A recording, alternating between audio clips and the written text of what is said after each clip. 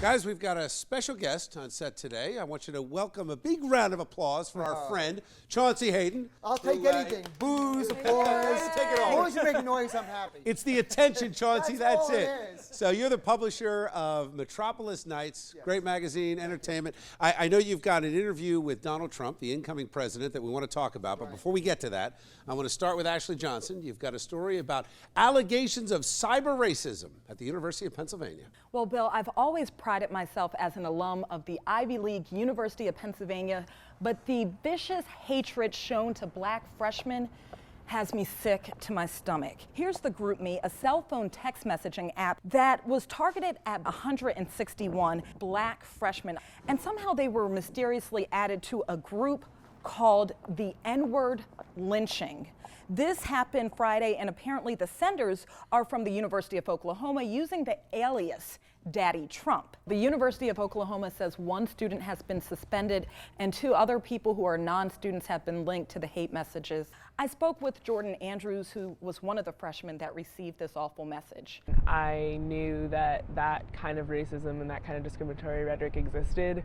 I hoped it didn't exist in 2016, but at the same time, I was just kind of thinking, I know we're gonna be okay, but not right now. The first message said, "Sup the N-word." Then it had a calendar function where it was a schedule for daily lynchings. I was very, very upset, particularly because the person who did this specifically targeted freshmen who don't even have their GPAs. Like, they're just honestly, like, right now kind of vulnerable. Penn held a town hall the same evening after it happened, and officials have called this act deplorable. Bullying online has been around for so long. In the last decade, you've got laws in many states about bullying that came in long before Donald Trump even announced he was running for president. Do you not think that Donald Trump becoming president-elect is going to increase the amount of bullying that occurs, especially when it concerns minorities?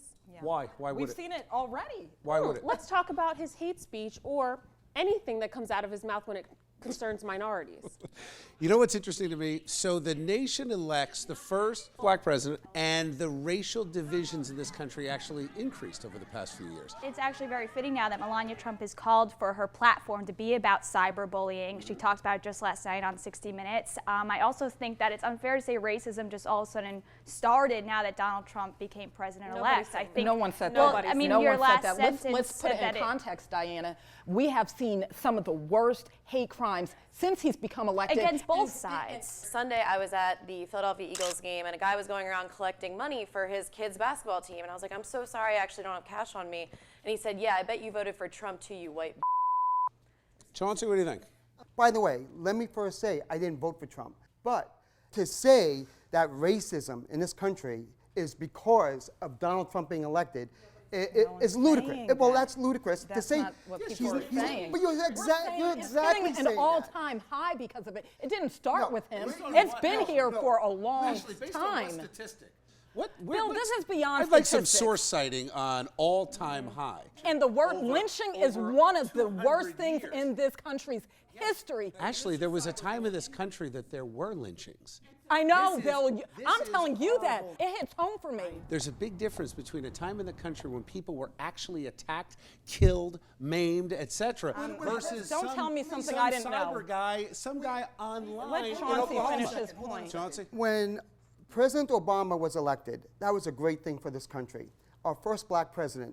Now, could we go back to that week and look at every black on white crime and say, look what's happening. Look what Obama has incited around the country. As journalists, we all have to be responsible and careful of what we say and how we say it.